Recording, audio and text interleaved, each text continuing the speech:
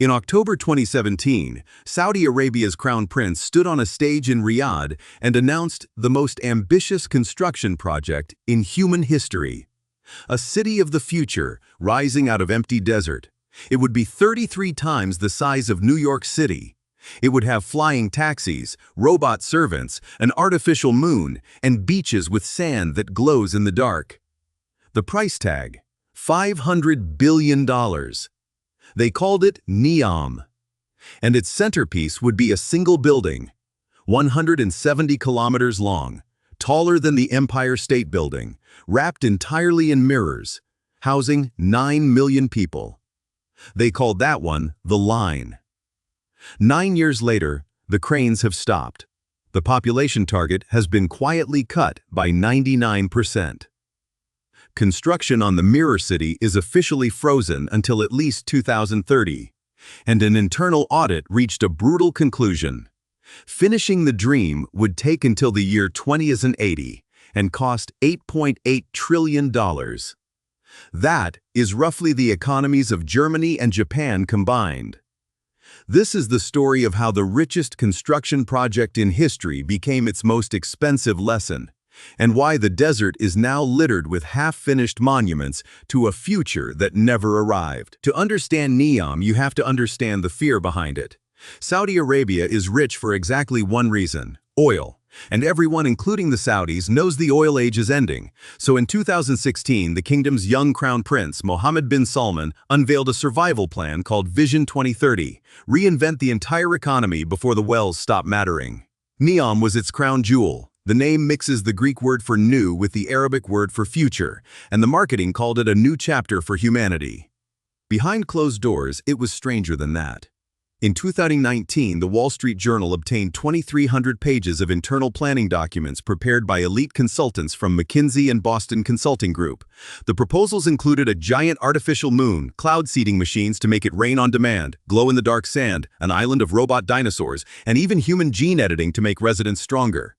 This was not a city plan. It was science fiction with a national budget. Then, in January 2021, came the boldest promise of all: the Line. 2 parallel skyscrapers, 500 meters tall, 200 meters apart, running dead straight for 170 kilometers across the desert. No cars, no streets, zero carbon, 9 million people.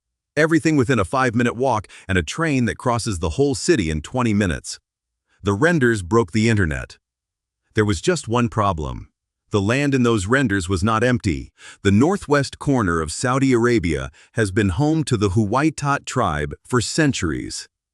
Roughly 6,000 people lived in villages standing directly in NEOM's path. In early 2020, the eviction orders arrived.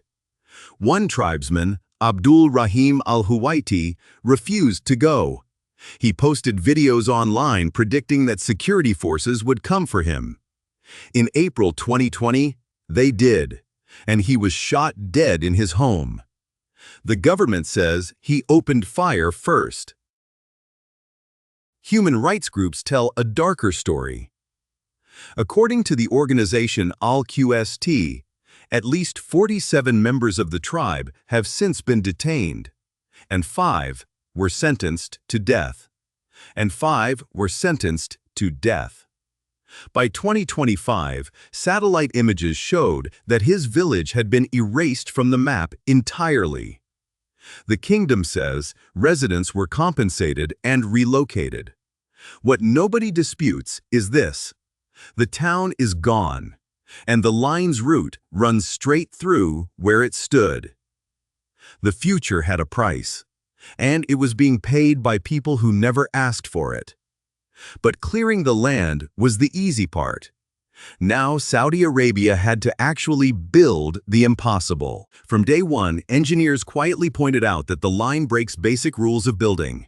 A 500-meter mirrored wall in one of the hottest deserts on Earth is a solar oven, a mirror facade that long would kill migrating birds on an industrial scale. Wind hitting a continuous 170-kilometer wall creates turbulence nobody has ever engineered for. And no one had ever built a skyscraper as a line, because there is no reason to. The digging began anyway. At its peak, more than 100,000 workers were housed in sprawling camps in the desert. In 2024, an undercover ITV documentary interviewed laborers on the line describing 16-hour shifts 14 days in a row. The same film reported a staggering allegation: 21,000 migrant worker deaths across Vision 2030 projects since 2016, a figure the kingdom rejects. NEOM's own boss reportedly bragged in meetings, "I drive everybody like a slave. When they drop down dead, I celebrate." And while workers dropped, consultants thrived. McKinsey alone was reportedly earning around $130 million a year from NEOM.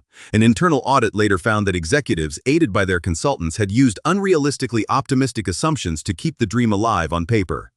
Everyone was getting paid.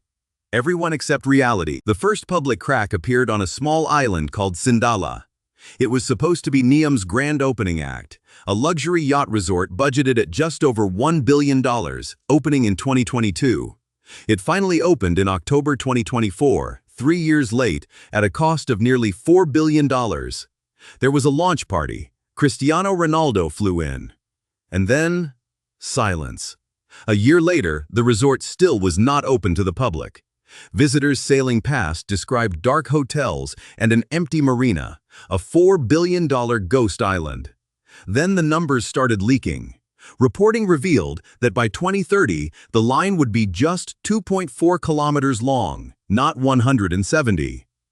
Foreign investors, who were supposed to fund much of the $500 billion, had contributed almost nothing.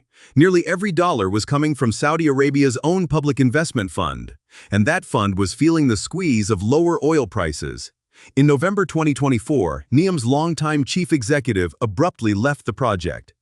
The fund quietly wrote down $8 billion on its giga-projects, and a new boss was sent in from the Sovereign Wealth Fund with one job: figure out what NEOM really is and what it can never be. The verdict came in stages, each one quieter than the last. In September 2025, all construction on the line was paused for a strategic review. In May 2026, the review's conclusions leaked to the press. Work on the line will not resume before 2030, at the earliest. The population target for 2030, once 9 million people, has been capped at 100,000. That is a 99% cut. New investment in Trojena, the desert ski resort, is frozen. The luxury Red Sea islands are deferred. NEOM's focus is shifting to Oxagon, an industrial port, because ports, unlike mirror cities, actually make money. And that internal audit put final numbers on the fantasy. Completing NEOM as promised would cost $8.8 trillion and take until the year 2080. So what did more than $50 billion actually buy? A very long trench in the desert, millions of concrete piles supporting nothing, an empty luxury island, and a workers' city, built to house the builders of a city that is not coming. Quite possibly the most expensive hole ever dug by mankind. And here is the uncomfortable truth buried under all that concrete. NEOM was never really a construction project. It was a story that Saudi Arabia was becoming something more than oil, told with oil money, to keep the world believing in the kingdom's future. And for years, the story worked. Consultants billed by the hour. Celebrities collected appearance fees. The renders went viral. Now compare that to another country that struck oil. Norway put its windfall into a boring index fund run by civil servants and quietly turned it into $2 trillion, the largest sovereign wealth fund on earth. Saudi Arabia put its windfall into robot dinosaurs and a 500-meter mirror. One of those strategies survives a falling oil price. The other is frozen until 2030. The line was pitched as a revolution in civilization, a message to the future. And in a strange way, it delivered one. A monument to what happens when unlimited money meets unaccountable power and nobody in the room is allowed to say no. The future never showed up in the desert. But the bill did. If you enjoyed this story, the one about how Norway got its $2 trillion is on your screen right now.